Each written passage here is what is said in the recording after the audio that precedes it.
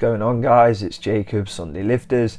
Today we're going to talk about why your abs aren't showing, even though you're sort of maybe sub 10% body fat, maybe a little bit lower. Generally speaking, I feel like the fitness advice on how to get your abs to show on YouTube, online, if you check articles, it's not awful. I mean, some of it is garbage, as ever. You always get like the bullshit when you try and find out how you actually do these things.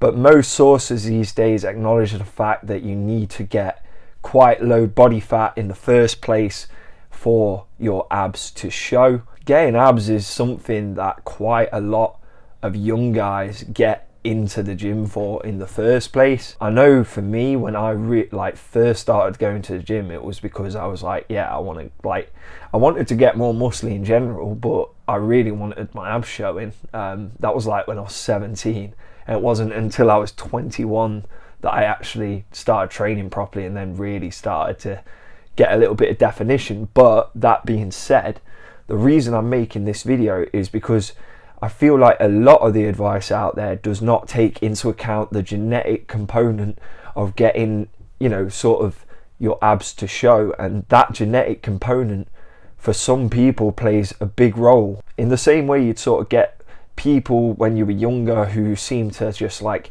eat shit all the time, and they might be pretty athletic, but at the same time they're not like sort of doing anything special, and they just always seem to have their sort of middle section looking dialed in. Like, to some degree, they had the skinny guy abs that aren't like proper abs, but at the same time, for someone who's never had abs, the sort of skinny guy abs looks quite appealing. In the same way, you've got those sort of people who just like naturally seem to have a good middle section and sort of some definition down there.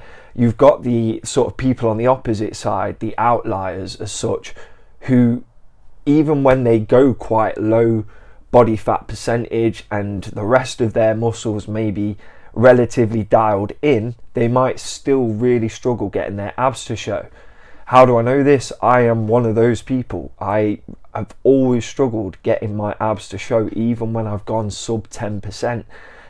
For ages and ages, I was listening to sort of YouTubers, and like I say, it's good advice saying you need to strip down the body fat, because it is insanely hard for people to get their abs showing at 15% body fat. And again, there'll be some people who just simply can't do that, and there'll be others who can with not ease, but considerably easier than some other people. For me personally, when I first went down to I think it was 9.5% body fat. Now, don't get me wrong, at some angles and under some lighting, you could see a bit of definition on me. However, I don't think there's a single person who would have just looked at me and gone, that guy's got abs.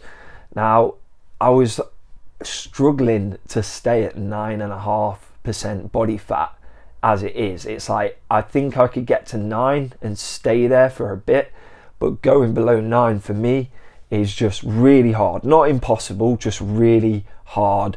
It makes me fucking miserable. It would make me fatigued. I know, because I've been close to that before. Maybe I'm the fool, because I wasn't exactly putting any emphasis on training my abdominal muscles in the gym. But at some point down the line, I decided, you know what, I'm going to stay sub 10% body fat, and I'm going to train my abs twice a week. I'm going to treat them like any other muscle group. Try and use progressive overload on certain exercises, but training abs like any other muscle group. And for me, I train most muscle groups twice a week. Even just training your abs once a week will make a difference. And this is my sort of gripe a little bit with the sort of information out there. I don't think anyone's really putting the emphasis on saying that for some of you, that might not be enough. It's like, abs are made in the kitchen, yeah, but at the same time, the abdominal muscle and sort of core in general is a muscle or a muscle group like any other in your body. It needs to be trained, it needs to be worked, it needs to be sort of given the stimulus in order for it to grow. You get more sort of striations, separations in the middle. And like everybody says, if you're 18% body fat and you're training your abs all the time, chances are it's not going to be showing. Now, if you're 12% and your abs aren't showing, and you fucking train your abs for years using progressive overload, treating them like any other muscle group, chances are at some point at 12% body fat, your abs are going to be showing.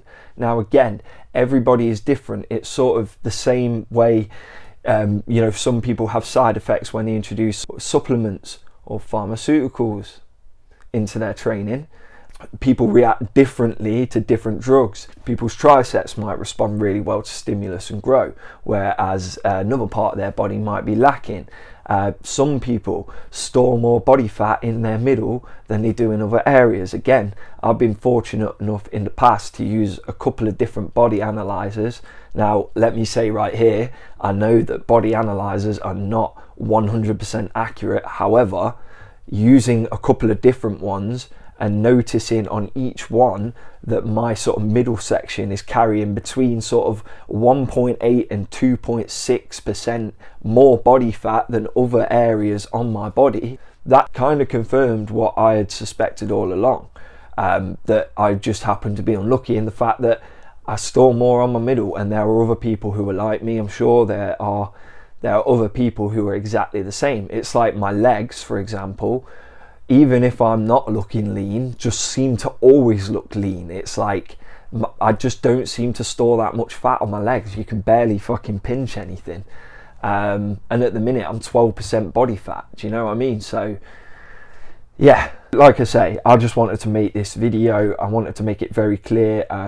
If you're struggling getting your sort of middle section looking the way you want it to, getting your abs to pop through, and you're sort of getting down to sub 10% body fat, it's making you miserable, up the training stimulus. You know, like, train those abs like any other muscle, and it might take, you know, 6 months, it might take a year, it might take however long it takes. It's like, it will pay off eventually. Through hypertrophy, your abs will grow, you'll start to get them pop through a bit more, and hopefully you'll achieve the aesthetic that you're looking for. If you do get there, you might realize at some point it's just the trade-off's not worth it, and you're not going to keep your abs, because, like I say, the advice out there at the minute is great in the respect of it saying you do need to get low body fat.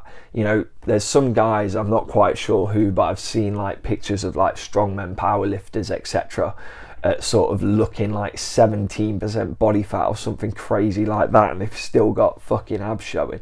But the majority of us, that's just not going to be the case. Going to be, you know, these are pros who have been doing it for years and years and years, probably 10 years plus. They might be on the juice as well. It's like, for most people, especially if you're natty, it's unlikely that you're going to be at those sort of levels of body fat percentage and getting your sort of abs to pop through.